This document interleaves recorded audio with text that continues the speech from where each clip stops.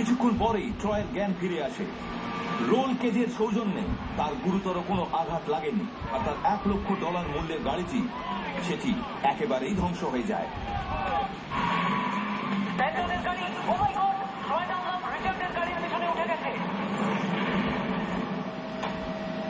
একটি চুরি হওয়া গাড়িতে পালাতে থাকা দুজন সন্দেহভাজনকে ধাওয়া করতে থাকে একটি হেলিকপ্টার।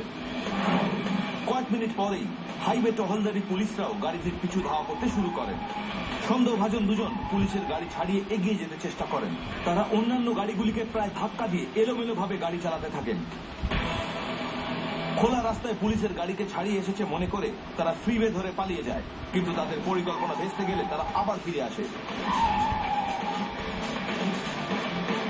গতি বাড়তে থাকার সাথে সাথে বাড়তে থাকে বিপদের আশঙ্কাও।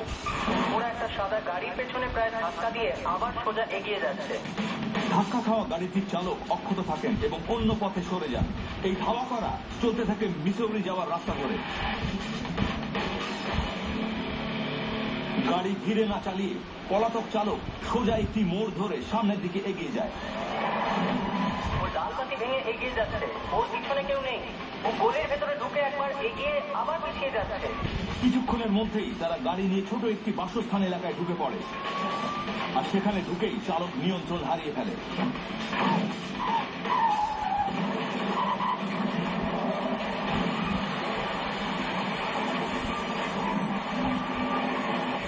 সামনের একটি মোড় পার করেই চালক একটি বাম্পারে আঘাত করে। প্রায় 180 কিলোগ্রাম ওজনের গাড়িটি উড়ে গিয়ে পড়ে একটি গাড়ির উপরে।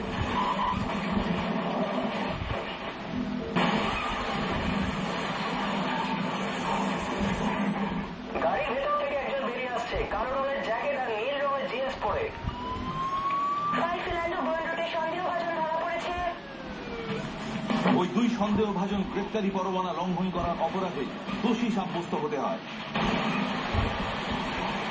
তাদের দুজন সহ এই ঘটনায় আর কেউ আহত হন না।